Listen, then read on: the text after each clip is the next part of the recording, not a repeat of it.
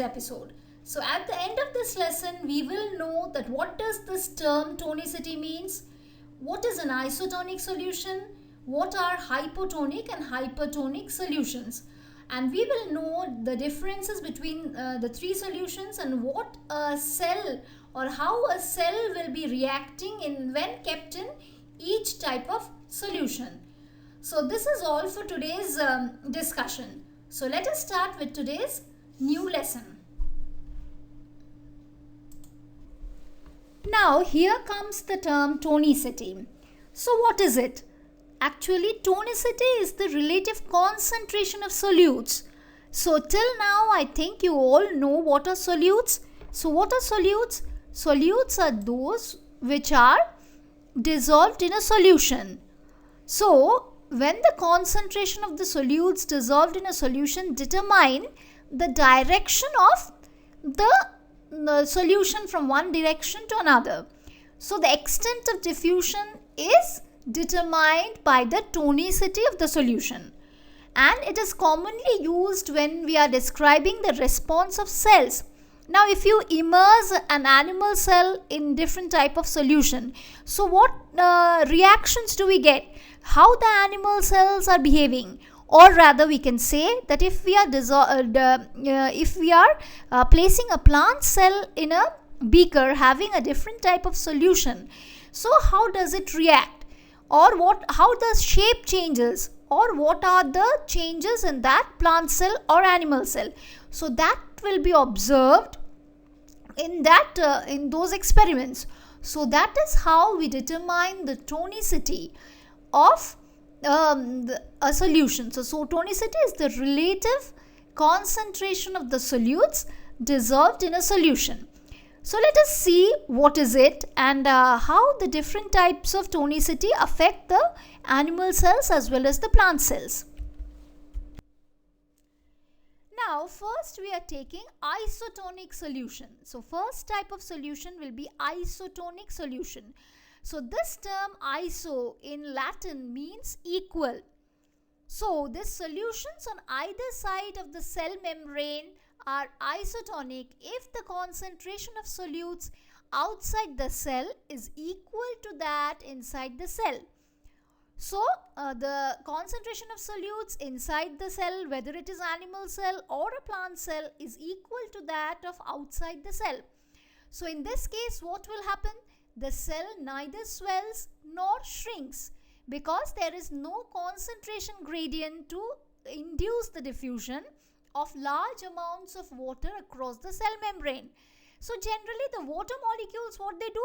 They freely diffuse in and out in both directions as the rate of diffusion is same in each direction, and the cell will neither gain or lose water.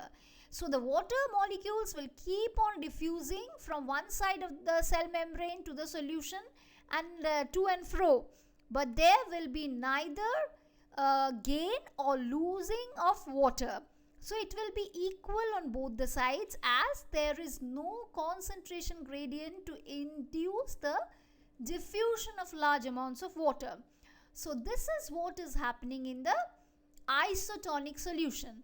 So let us see the pictorial representation of this isotonic solution. Now here in this picture we are just showing the diagrammatic representation of isotonic solution. So suppose this is a cell kept in a beaker and outside there is isotonic solution, that is the solute concentration inside the cell is equal to that outside the cell. So what is happening here? So there is a free flow of water here, so inside the cell as well as outside the cell. But there is no loss or gain of water, and so there is no change in the cell shape. So neither the cell is shrinking nor the cell is swelling. So it is in its intact position. So the cell is as it is. Water movement is there. Water molecules are moving inside the cell from outside as well as from inside to outside. But the solute concentration inside as well as outside is same. So there is no change in this cell shape. So this is what is happening in isotonic solution. So next we will learn about hypertonic solution. Now what is it? Here comes hypertonic solution. What is it? A solution that contains more dissolved particles such as salt and other electrolytes than is found in normal cells and blood.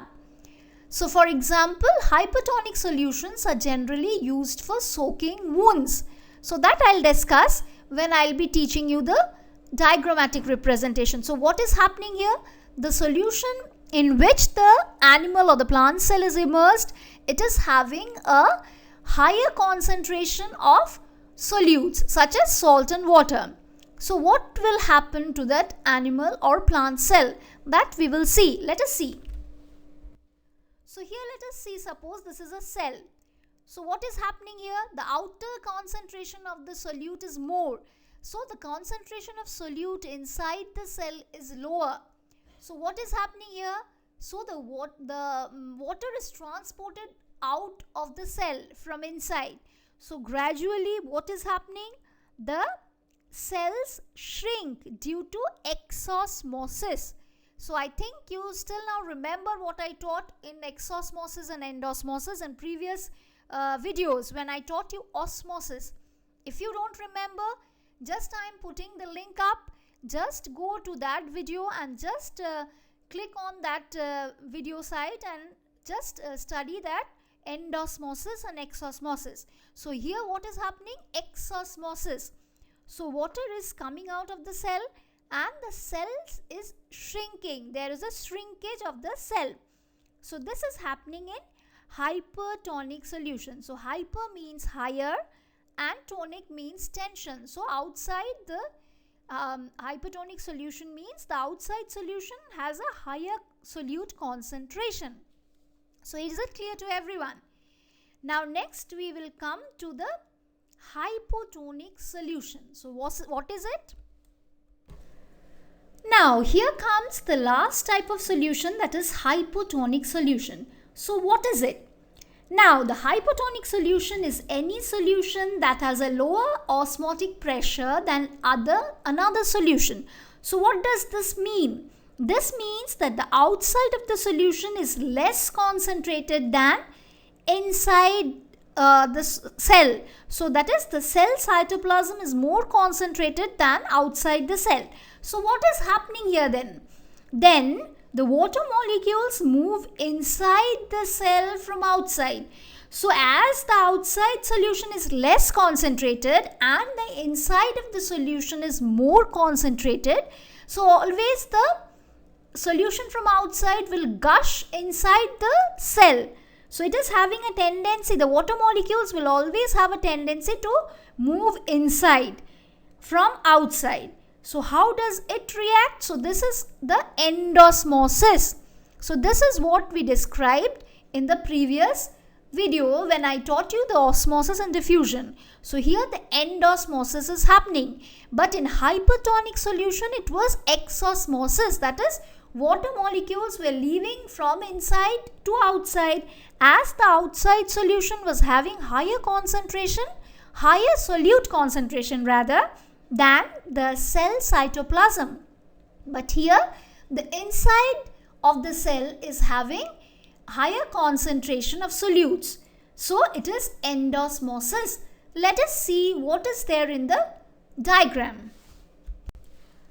So here you see in the hypotonic solution, the water from outside is gushing inside. So water is transported into the cell. Why?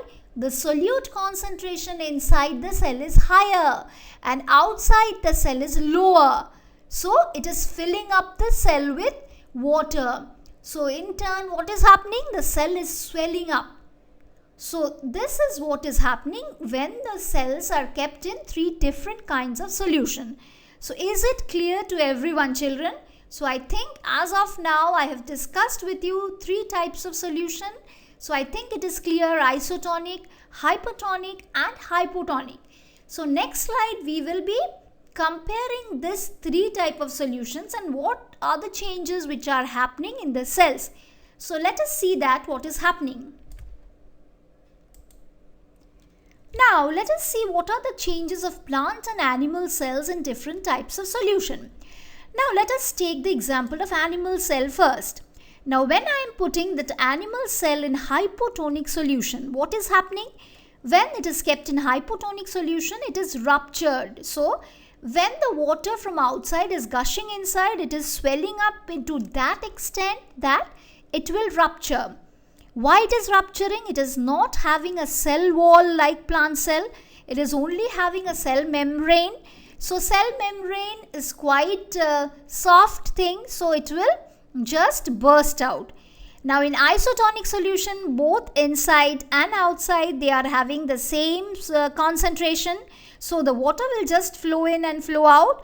So there is actually no change of cell shape. The cell will be in its normal shape and size.